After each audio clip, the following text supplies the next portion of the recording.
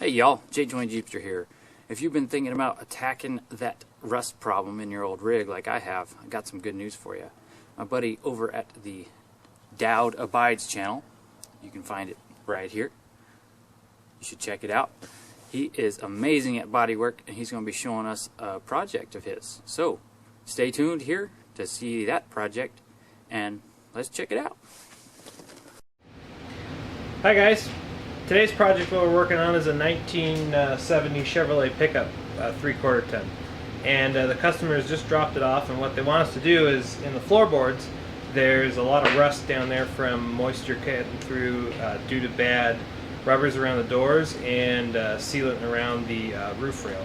And so what we're going to do is we're going to first get the seats out, or the seat being it's a bench seat, and then the floor mat. And we're going to inspect the floor and just see how bad that is, and if there's any holes we're going to patch those and fix them. As you can see, this truck well, just came in from outside. It spent most of its time outside. I know this where the customer lives, and I've seen this truck sitting out in the front yard, and it just doesn't ever get covered up. So the water, well, the snow's still melting, but is coming down probably right through that trough right there. So what happens is the seam sealer in here gets brittle and starts to chip back. See, so we can see some cracking there. Yeah, I'll zoom in there.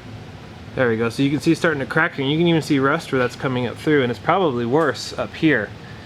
And so this is a huge issue because the water runs down these posts and gets down to the floor.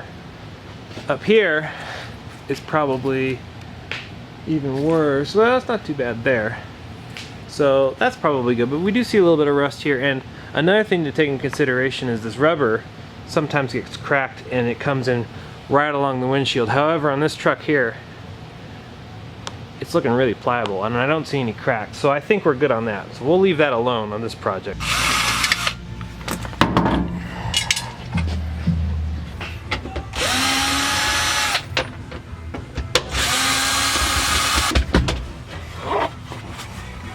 Alright, we'll pull this back and see how it looks.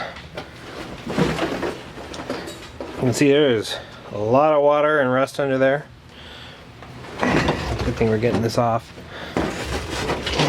Oops, tore that.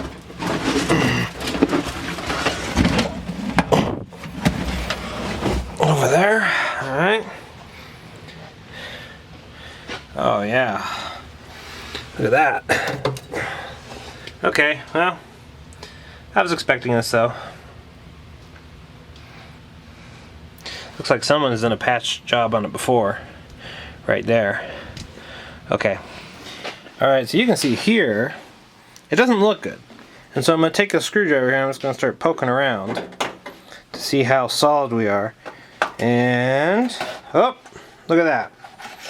Poked a hole right through it. Yeah, see? Just disintegrating on me. So all this right here we're going to cut out.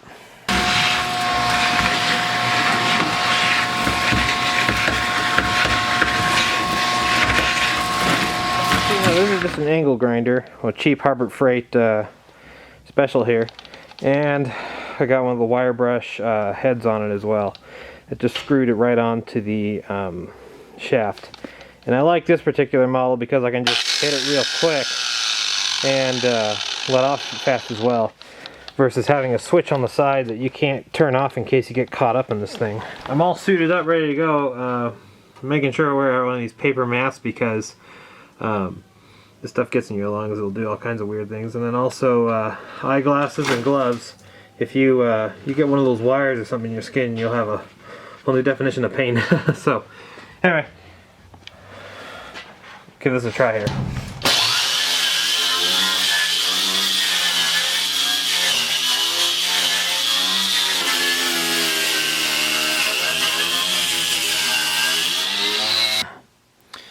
So now that we got it all cleaned up, I took the center cover off, and you can see the transmission and transfer case there, because I decided I'm going to change this whole panel out. And you can see what I'm doing is I'm cutting along the edge here and on up there with a grinding disc that I put on an angle grinder. So this is basically like the same angle grinder I use to wire wheel it off. Only I got a masonry disc on this. They seem to work pretty good. They hold up a little longer than the other ones, but either or works, like the steel or the masonry one. And so our replacement panel is right here. And you can see this is a pretty good sized chunk of metal, and I got it from Summit. I'm pretty pleased with it. There's quite a bit there. It only cost me $28 for that panel. So I'm going to do one on each side of the floorboard, and you can see right there is the mount for the cab, which you can see where it is. Well, my shadow's in the way right there. So what I'm doing is I've actually laid this down. This panel, I've laid it down already in the floor, and I marked around it. But then now I'm cutting quite a ways in from where the edge of it is.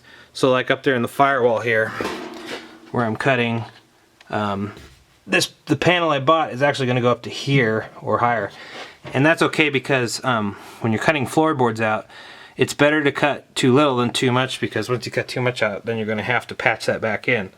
So I'm doing this also because to get that panel, this patch panel to fit in here, I need to get rid of some of this old floorboard just so I can start getting it in and matching up along the edge. So, and like right here, I'm pretty close. But I kind of know where I need to go on this anyway, just because of the way the lip is. So I'll be real close on that. But really what I'm just trying to do is get rid of that so I can get this thing fitted in there and see where I need to trim it up. So I'll keep cutting right along there onto the end, and then this whole panel should come out.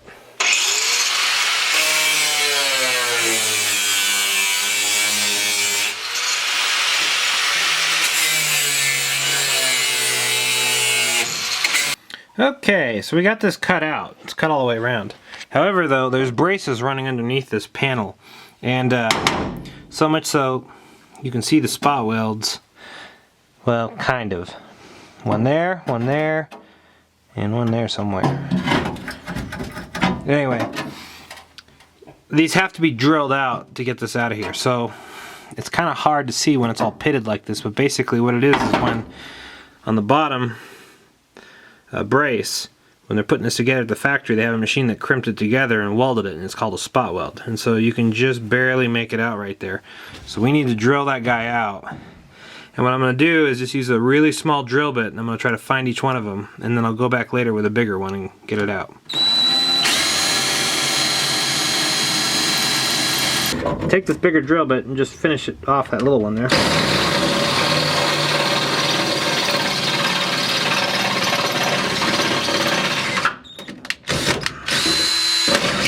Okay.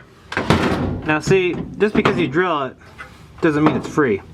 So I got my air chisel here. I've been working down through here between the panel and the frame rail here, and so I'm just going to do it in short bursts. I'm going to get that thing to break loose. So here we go. And there we go. That's all it took. Now I'm free. Now so I'll hit it a few more times.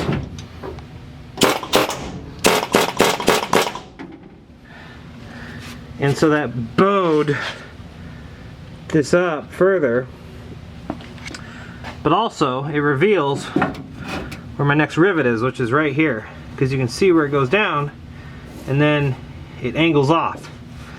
So see, I'm pulling this up and it's bending right where it's tied down, because these spot welds are pretty tough. So now I'll go ahead and I'll hit this one with my drill bit, and I'll keep going on up this until I got them all loose. So what I decided to do after cutting down here is we got into some real bad rust, so I decided to cut this panel in half. And so what I'm going to do is here where it's really rusted and basically the metal's gone, I'm just going to hit that with the air chisel. I hope you guys can see this. Here, forgive me if I get rid of this thing entirely. There we go. If I just hit this with the air chisel and just peel it back.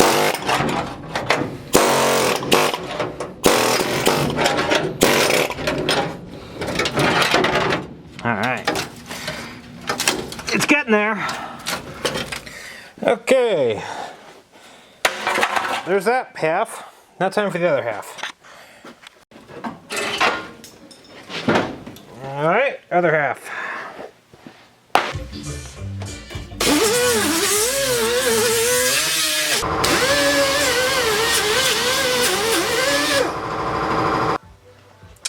So we got her fitted in here, excuse me. Trimmed up most of the firewall, and we're sitting in here. This is just kind of sitting here, resting. I got a screwdriver here into the body mount hole, but I got it trimmed up. Like, basically what I decided to do on the edge here was, instead of cutting all this bracing loose and everything below here, I'm just going to butt it right up to this and weld it. And being this is pretty solid, there's really no rust there. I'm going to just, I'm just going to run a nice bead of weld down there. And then here, same here, and underneath I'll weld this where I cut that out in the back of the rocker panel. And so anyway, what you really want is when you're butting something up like this, it needs to be tight. So notice I got this is a little holes, it's kind of off to the side. But when I just lean that over, it closes that right up. And so that's what you want, because it needs to be tight. You can't be trying to weld with a gap like that. It's just not, you're not going to be able to bridge it. I mean, you could probably be there and keep tacking away, but you know, who's got time for that? So, and it'll look like a mess. If you want a nice clean weld, get it close like that, and then clean this up here, which I'll grind that out and do soon as well. What we're going to do now is we're going to put a step in this edge here. This is optional. You don't have to do this, but if you have this option to do, you can. And we're going to use this tool here. It's called a stepping tool. And so you can see the head here, and I press down, it just crimps together, and then let's go. So I'm going to go around the edge with this, and I'm going to crimp it. So this won't work everywhere up here. So like right here in this brace it won't, so I maybe want to cut out around there. But you see, I just put it up like that, and pull the trigger. And go right next to it and do it again.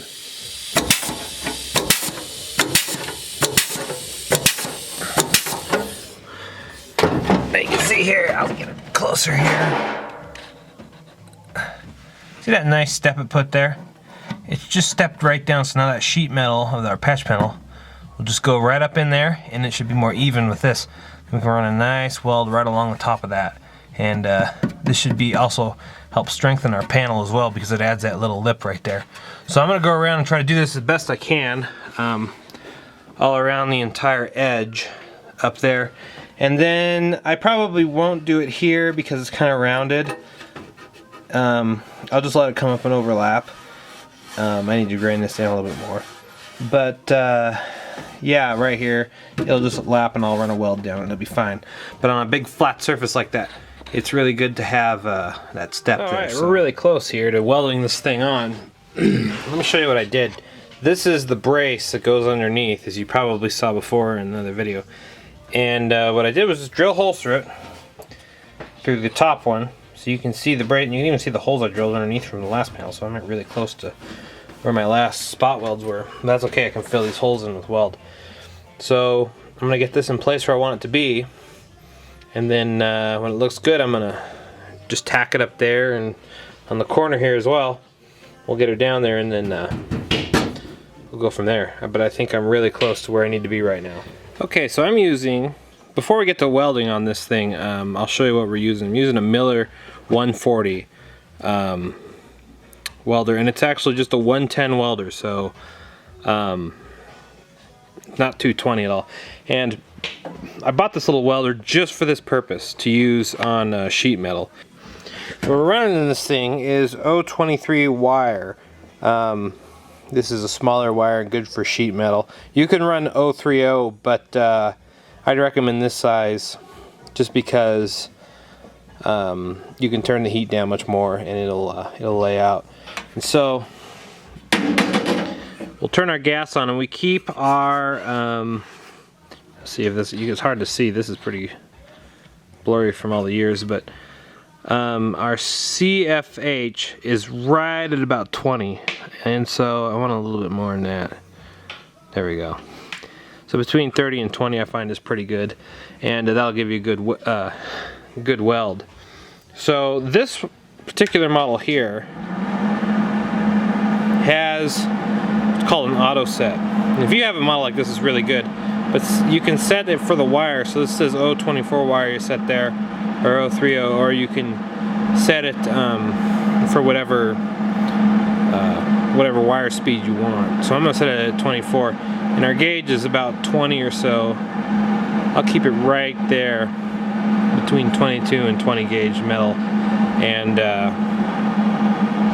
that setting should work pretty good for what we're doing here. There's a couple important things to keep in mind. So we don't want to just go welding on this like crazy. We just want to tack a little bit and make sure we line this up as we go, because we're going to have to bend this panel around and, you know, crimp edges to stuff to make it work. Now here I'm going to weld it on the corner, and it's always important to keep close by two things. So a water bottle, so when I weld this, I'm going to do a couple welds, or just one on the corner. When we're tacking, we have to worry about it. But I'm going to need to use this water bottle to keep it cool, because sheet metal will warp terribly if you just go at it. And especially with a small welder like this, you can just start running a bead clear up and along this seam and just keep going. But if you do that, it's going to get this panel so hot, it's going to pop up on you and warp, and you don't want that. I mean, it's going to look terrible if that happens, and there won't be any real way to beat it back out. And also, keep a body hammer close by, or just a hammer, as you go along. I'll show you in a minute. If you get one of these seams that's too high, you can weld it, and then you can hit it when it's still red and hot, and that'll compress it down. Okay, I'm gonna put a little tack right there. So I'm gonna put a tack on there and I'm gonna hit it.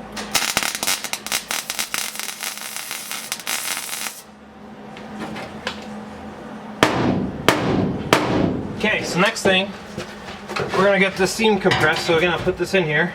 I'm gonna push that right up into my corner. And I'm gonna put a little tack right up here on the top edge.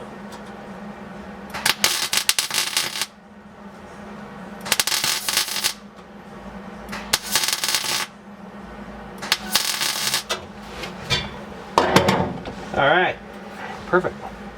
And I'll give this a little tap down.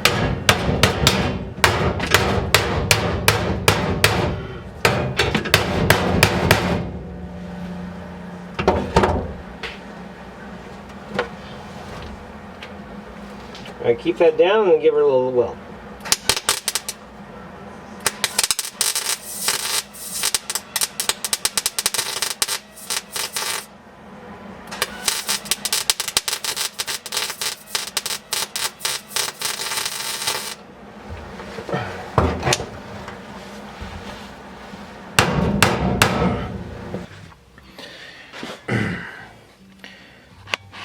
Okay, so we're in there and we're looking really good. You can see right up here, I'll get this focused here. If you look closely, my step is right here, and here's my edge, and it's almost a flush match, so that's perfect. That's exactly what you want. And so, yeah, it goes down here. Now you can see I ground on it, but you know, sometimes you can only do so much with this rust like this. This is pretty solid, it's just pitted really hard. The same with down here. And so what I'm gonna do is I'm gonna go around this thing. I'm gonna weld it, stitch weld it right where you see these right on the edge here. So there, there, there, and so on.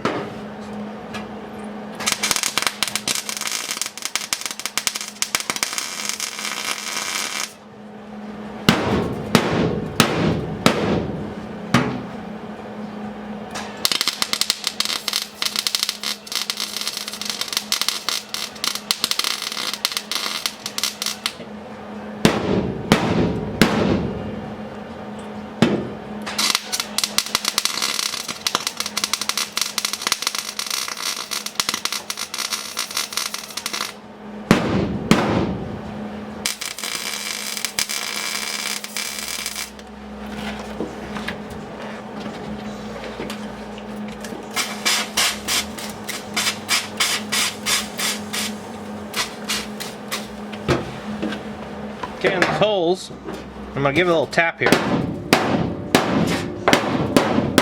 Get it down as close as I can. I'm gonna fill these guys with weld, and then I'm gonna hit it with a hammer to keep them down. So, well, right after I do it, so you'll see.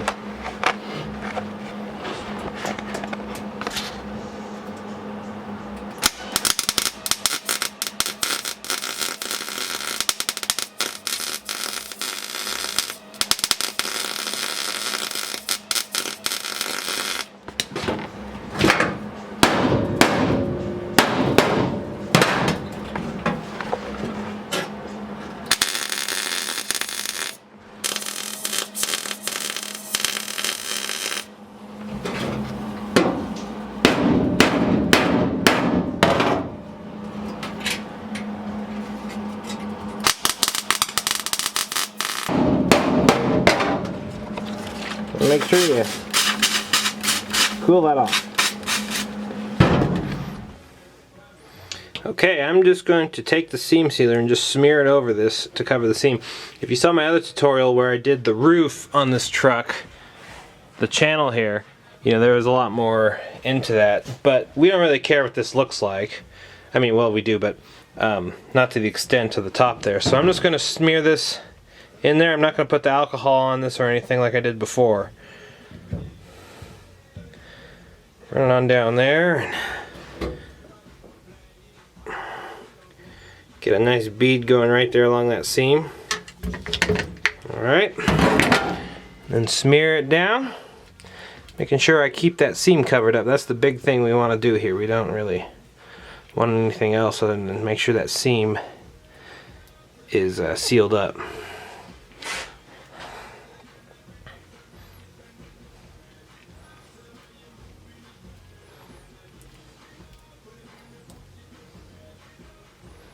There we go. You guys could use a paintbrush if you want on this, but I don't know, my fingers work just fine. Okay, now pull this off. Voila! Instant seam sealed. Okay, so to finish this off, I'm going to use a product called POR 15. And this is a rust inhibitor paint that you put on. I'm going to put that on mainly on the back here where it's all still rusted and pitted and all that. And you can see it just kind of brushes on. Alright, so there's the finished product. I put that POR 15 on top of it, and you can see our seam kind of there, but for the most part it looks pretty good. So it's just drying right now. I'm going to let it dry, and then I'll just throw the seat back in there and cover all that up. And we should be good. Also underneath here, you can see where well, this is the panel, and that's that lip that came down, and I actually cut this out and welded it in there. And then I just smeared some seam sealer on there, and then I put undercoat underneath all this. And then up in this seam here, I didn't get it to the seam too close, and that won't be on the bottom, but I put seam sealer in there just to make sure moisture doesn't make its way up in there. And in something where you got your frame rail and your exhaust and all kinds of things in the way, you just got to make do with what you got. So basically just get that seam sealer in there, and then you should be good to go. Hey guys, thanks so much for watching this video tutorial. I hope it's a big help to you. Make sure you subscribe to the Jeepsters channel to see more of these video tutorials to come soon. And also, subscribe to my channel, in which you can see some of my own personal projects and things going on in my life as well. Thanks again for watching.